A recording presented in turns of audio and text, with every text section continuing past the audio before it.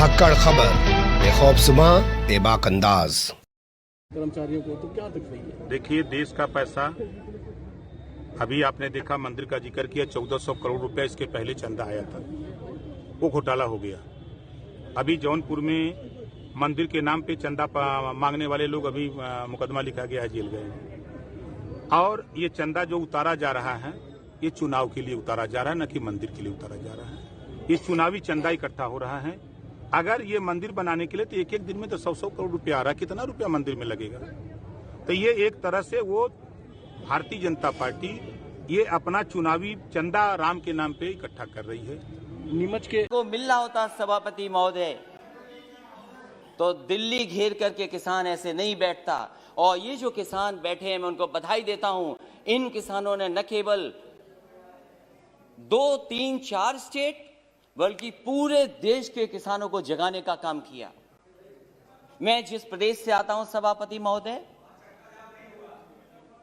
मैं इनसे जानना चाहता हूं कि उस प्रदेश की जनता ने 2 बार इनकी सरकार बनवाई है। 2014 में भी समर्थन मिला जनता का, 2019 में भी समर्थन मिला। मैं इनसे जानना चाहता हूं कि राष्ट्रपति अभिभाषण बोल रहे हैं, क्या जिस डिस्ट्रिक्ट से महामहिम राष्ट्रपति जी आते हैं, क्या उस डिस्ट्रिक्ट में एमएसपी किसानों को मिला है धान का, क्या नहीं मिला है? और जो लोग जो ये कह रहे हैं कि एमएसपी था, एमएसपी है, एमएसपी रहेगा, मैं उनसे जानना चाहता हूं, माननीय सदस्यों से पूछना चाहता हूं कि बताएं जहां से वो चुन करके आते हैं, उस जिले में किसानों को धान का एमएसपी मिला है कि नहीं मिला है? इनके बोलने से मिल गया, लेकिन मुझे खुशी है सभापति महोदय, ये जो बोल रहे हैं, ये देश सुन रहा है, किसान देख रहा है। जहां के राष्ट्रपति महोदय हैं, उसके बगल का क्षेत्र हमारा है। न एमएसपी धान का मिला, न एमएसपी मक्के का मिला। और मैं तो कहता हूं माननीय सदस्यों से, आप तो सपना ये देख रहे हो, न जाने कितने साल सरकार में रहोगे, कितना बड़ा सपना देख रहे हो आप। और क्या आप जिनके नेतृत्व में चुनाव लड़ रहे हैं उनको सत्य नहीं बताना चाहते? आप अपने क्षेत्र में जाओ, क्या आपको एमएसपी दिला पाए हो किसी किसान को, तो बताओ हमें आप। और जहां तक केवल राष्ट्रपति महोदय, प्रधानमंत्री, वही नहीं, देश के डिफेंस मिनिस्टर भी वहीं से आते हैं। बताओ क्या मिला एमएसपी धान का? उसके बाद केवल यही नहीं है, न जाने कितने गवर्नर उत्तर प्रदेश से बनकर के दूसरे प्रदेश में बैठे हैं।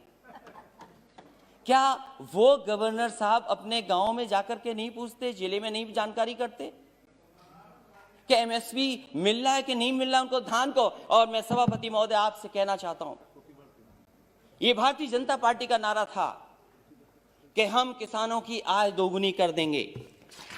और राष्ट्रपति महोदय के भाषण में भी लिखा है कि मेरी सरकार आज न सिर्फ एमएसपी पर रिकॉर्ड मात्रा में खरीद कर रही है, बल्कि खरीद केंद्रों की संख्या भी बढ़ा रही है। कहां खरीद केंद्र बने थे उत्तर प्रदेश में? मुझे खुशी है सरकार इन प्रयासों को, हमारे किसान अपने परिश्रम से और बढ़ा रहे हैं। और खाद्यान्न रिकॉर्ड, जहां पर से राष्ट्रपति आते हो, प्रधानमंत्री आते हो, डिफेंस मिनिस्टर आते हो, गवर्नर आते हो, सरकार बनवाई हो, उस प्रदेश में एमएसपी नहीं मिल रही। और क्या व्यवहार रहा है आपके, क्या व्यवहार रहा किसान, क्या व्यवहार है आपका, क्या व्यवहार रहा किसानों का? अब भारत के इतिहास में अवसर आएगा तब बताइएगा, भारत के इतिहास तो बताइएगा, प्लीज तब बताइएगा। भारत के इतिहास में ऐसा व्यवहार किसानों के साथ कभी नहीं हुआ सभापति महोदय। क्या क्या नहीं कहा गया किसान लोगों को, क्या नहीं कहा गया, अपमानित किया गया, और वो दिल्ली आकर के अपनी बात ना करते। प्लीज माननीय मंत्री जी कुछ कहना चाहते हैं? जी सर, मुझे एक बहुत विनम्र आग्रह करना है आपके विचारार्थ। राष्ट्रपति जी के अभिभाषण पर धन्यवाद का एक चर्चा चल रही है सर। राष्ट्रपति जी की एक परंपरा होती है, प्रधानमंत्री, गवर्नर सबके लिए कह रहे हैं, लेकिन राष्ट्रपति जी के जिले में एमएसपी मिला कि नहीं मिला, ये एक बार आप परंपरा को देख लें। इस तरह का संदर्भ मेरे 20 साल के संसदीय अनुभव में नहीं होता है। जी जी, वो भी मुख्यमंत्री रहे। आपने अपने इंगित प्रदेश किया है, के देख लेंगे। दूतावास। नहीं, मैं सभापति महोदय, अगर मंत्री जी ने ये बात, राष्ट्रपति का संदर्भ सभापति महोदय नहीं ले सकते हैं। सभापति महोदय, अगर ये सभापति महोदय अगर ये कोई संदर्भ में नहीं आए, लेकिन कम से कम हम जाने तो सही। ओके ओके, देख लेंगे। ओके ओके, देख लेंगे लिखा है। और प्लीज कंटिन्यू।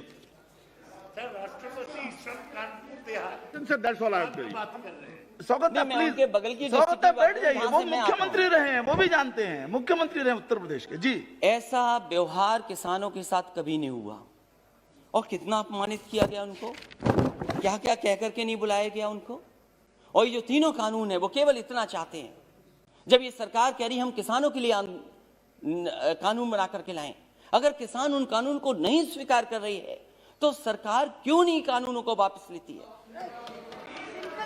जिनके लिए ये कानून बना है, जिनके लिए कानून बना है वो कानून नहीं चाहते हैं, तो सरकार को आखिरकार कौन रोक रहा है?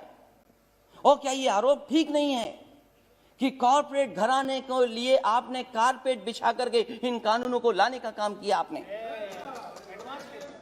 आप जनता से चुनकर के आते हैं, जनप्रतिनिधि बन रहे हैं, लेकिन लगता यहां पर है सदन में बैठ करके आप धन प्रतिनिधि बन करके आए हैं। और क्या कहते हैं आप? जो लोग आंदोलन कर रहे हैं उनके लिए आप क्या कहते हैं? जो आंदोलन, ये देश आजाद हुआ आंदोलन से, न जाने कितने अधिकार मिले आंदोलन से। वोट डालने का महिलाओं का अधिकार आंदोलन से मिला, न जाने कितने आंदोलनों से नेता निकले बन करके। राष्ट्रपिता महात्मा गांधी देश के बने क्योंकि आंदोलन लड़े, आंदोलन में खड़े हुए, न केवल अफ्रीका, दुनिया, बल्कि भारत जैसे देश को आजादी दिलाई उन्होंने। उस आंदोलन के बारे में क्या कहा जा रहा है कि आंदोलन जीवी हैं। मैं उनको क्या कहूं, मैं उन लोगों को क्या कहूं जो लगातार चंदा लेने निकल जाते हैं? क्या वो चंदा जीवी संगठन के लोग नहीं हैं? अगर वो हो सकते हैं जिनको आप आंदोलन जीवी बोल रहे हैं, तो आप भी तो चंदा लेने के लिए निकल पड़ते हैं, जब कहीं तब निकल जाते हैं आप। क्या आप चंदा जीवी नहीं है? और फिर आप कहते हो कि मंडी मॉडर्नाइज करेंगे, मंडी मॉडर्नाइज करेंगे, मंडी मॉडर्नाइज। अब बोलते रहिए आप। मैं सभापति महोदय मैं कहना चाहता हूं, मैंने पढ़ा कि हम मंडी को मॉडर्नाइज करेंगे, इंफ्रास्ट्रक्चर बनाएंगे। देश में सबसे बेहतरीन अगर एक्सप्रेस वे कहीं बना तो उत्तर प्रदेश में समाजवादी सरकार ने बनाया। और मैंने हमेशा कहा ये शहरों को जोड़ने के साथ साथ गांव को जोड़ता है। जहां शहरों की अर्थव्यवस्था को बेहतर करेगा, वहीं गांव की अर्थव्यवस्था को भी बेहतर बनाएगा। इसलिए उसके आसपास मैंने मंडियां बनाई। मैंने आलू की मंडी बनाई कन्नौज, फर्रुखाबाद, कानपुर देहात के आसपास के लोगों के लिए। एक मैनपुरी, इटावा और आसपास के लोगों के लिए अनाज की मंडी बनाई। अरे बाबा रामदेव जी से बहुत योगा सीखते हैं ये लोग, उन्हें भी मैंने 500 एकड़ जमीन दी एक मंडी बनाने के लिए। आम की मंडी बनाई। मैं इनसे जानना चाहता हूं, लाखों करोड़ों रुपए इन्होंने मंडियों के इंफ्रास्ट्रक्चर के लिए दिए थे, वो पैसा कहां चला गया? जितनी ईंट लगाई थी समाजवादी सरकार में, उससे आगे मंडियां नहीं बढ़ पाई, वहीं का वहीं काम रुका हुआ है। और फिर अभी प्रधानमंत्री जी गए थे। हमारा प्रदेश तो बहुत अच्छा प्रदेश है। अगर बड़ी चीज दिल्ली से बिके तो हमारे मुख्यमंत्री छोटी चीजें बेच देते हैं। समाजवादी सरकार में बना समाजवादी पूर्वांचल एक्सप्रेसवे जो बलिया गाजीपुर को जोड़ता है और आगे बिहार से लेकर के आगे लोगों को मदद करेगा। अलाइनमेंट समाजवादी सरकार का, लैंड एक्विजिशन समाजवादी सरकार की, और जो व्यवस्था दी थी मंडियों के लिए।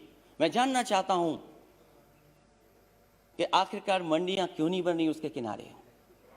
क्यों नहीं मंडियां बन रही? और जहां तक मंडियां क्यों नहीं बन रही? गाजीपुर में मंडी बननी थी, आजमगढ़ में मंडी बननी थी, सुल्तानपुर मंडी बननी थी। और जहां तक अपराध की बात कर रहे हैं सभापति महोदय, देश का पहला मुख्यमंत्री होगा जिसने अपने मुकदमे वापस ले लिए। मुझे बताए कोई मुख्यमंत्री जिसने वापस लिया हो मुकदमे अपने।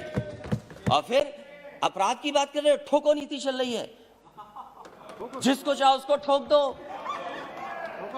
और कानून व्यवस्था की बात करोगे, महिलाओं की बात करोगे? मेरी माता जी बैठी हैं, महिलाओं पे बहुत चिंतित रहती हो। जाओ, क्या हालत है उत्तर प्रदेश में माताओं बहनों की, और अपने आंकड़े निकाल करके देखो क्या आंकड़े हैं। सबसे ज्यादा अपराध अगर कहीं हुआ है तो महिलाओं के साथ अपराध उत्तर प्रदेश में हो रहा है। तो इसलिए सभापति महोदय मैं कहना चाहता हूं, राष्ट्रपति जी के अभिभाषण पर बोलिए ना। सभापति महोदय दूध की भी बात हुई, दूध की बात हुई। बैठिए, कुछ सभापति महोदय दूध की भी बात हुई। प्लीज बैठ जाइए। मैं इनसे जानना चाहता हूं, उत्तर प्रदेश सरकार ने, जब समाजवादी सरकार थी तो गुजरात का अमूल प्लांट वहां लगाए, 5-5 लाख लीटर के 2 प्रोक्योरमेंट के प्लांट लगे। मदर डेयरी का प्लांट लगा, प्रोक्योरमेंट बढ़ा, प्रोडक्शन बढ़ा। 4 साल गुजर गए, एक नया प्लांट मिल का नहीं लग पाया। और दुख तो तब होता है जब लखनऊ के प्लांट में, अमूल में, वहां के लोगों का दूध नहीं प्रोक्योर हो रहा, गुजरात से आकर के प्रोक्योर हो रहा है दूध। वहां पर सरकार बनाए उत्तर प्रदेश, लाभ किसको मिले? इसलिए सभापति महोदय, समय मेरे पास आपने कम दिया, मैं धन्यवाद देता हूं, लेकिन मेरी यही गुजारिश है कि जहां किसान की जान चली गई है, मैं श्रद्धांजलि देता हूं, उनके परिवार के लोगों को नौकरी मिले। ये ऐसा दुर्भाग्य है जहां किसान अन्नदाता हमारा बैठा और सरकार नहीं सुन रही। और अहंकार तो बड़े बड़ों का नहीं बचा। ये वो किसान हैं जो कीले उखाड़ देते हैं, पेड़ उखाड़ देते हैं, बंजर जमीन को ठीक कर देते हैं। और समय आएगा सभापति महोदय, इस सरकार पे भी पटेला चलेगा। बहुत बहुत धन्यवाद। श्री दिलीप सैकिया जी। सभापति महोदय, मैं आपका बहुत धन्यवाद देना चाहता हूं कि आपने मुझे भारत के राष्ट्रपति जी के भाषण पे बोलने का मौका दिया है।